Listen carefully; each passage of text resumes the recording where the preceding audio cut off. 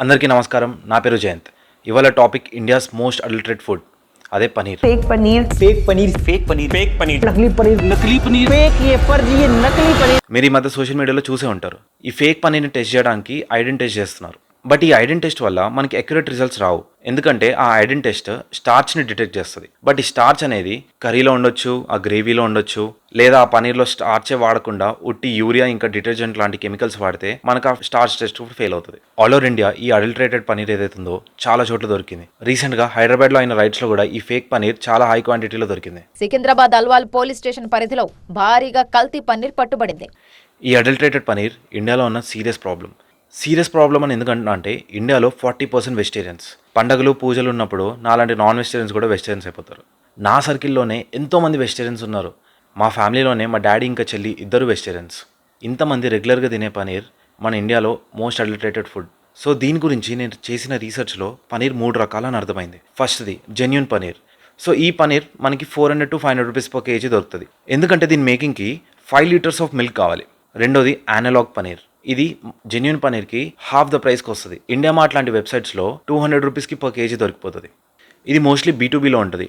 Caterings కానీ ఇలాంటి major ఏదైతే ఫంక్షన్స్ ఉన్నాయో వాటిలో బాగా యూజ్ అవుతుంది. దీని మేకింగ్కి పాలు కాదు, పాల పౌడర్ యూజ్ చేస్తారు. దరిద్రం ఏంటంటే ఇది ఇండియాలో లీగల్, FSI అప్రూవ్డ్, అదే food safety and standards authority of India.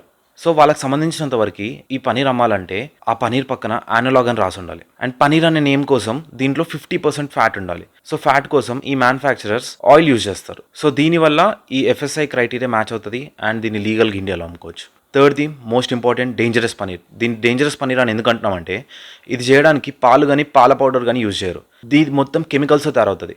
Chemicals like urea, detergent, hydrogen peroxide. And ఇది మ్యానుఫ్యాక్చర్ అయ్యేది కూడా చిన్న చిన్న గోడౌన్స్ కానీ ఇళ్ళలో కానీ ఒక గ్రూప్ ఆఫ్ ఇండివిజువల్స్ కలిసి చేసేస్తూ ఉంటారు. రోడ్ల మీద బండ్లకి, మోమో స్టాల్స్, చిన్న చిన్న రెస్టారెంట్స్ అన్నిటికీ సప్లై చేస్తారు. అండ్ ఇది కంప్లీట్గా ఇల్లీగల్. మనం రెస్టారెంట్లో ఫుడ్ ఆర్డర్ చేసుకుంటే మనకి ఏం తెలుసు వాడు పనీర్ వాడుతున్నాడా, యానలాగ్ పనీర్ వాడుతున్నాడా, లేదా డేంజరస్ పనీర్ వాడుతున్నాడా అని.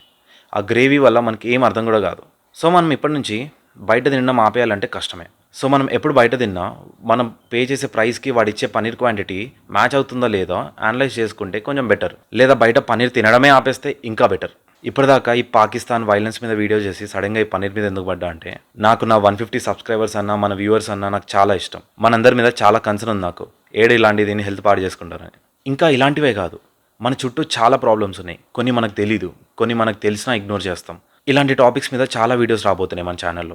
వాటితో పాటు మన రిలీజియన్, మన ధర్మం, మన బుక్స్ కానీ, మన పండగలు కానీ అన్నిటి మీద అవేర్నెస్ తగ్గిపోయింది ఈ జనరేషన్లో. అంతెందుకు నాకే లేదు. బట్ నేను నేర్చుకుంటాను, మనందరికీ వీడియోస్ ద్వారా నేర్పిస్తాను. అందరూ జాగ్రత్తగా ఉండండి. వీడియో నచ్చితే సబ్స్క్రైబ్ చేసుకోండి, మీ వాళ్ళతో షేర్ చేయండి. మరో వీడియోలో మళ్ళీ కలుసుకుందాం. అప్పటి వరకు హర్ హర్ మహాదేవ్.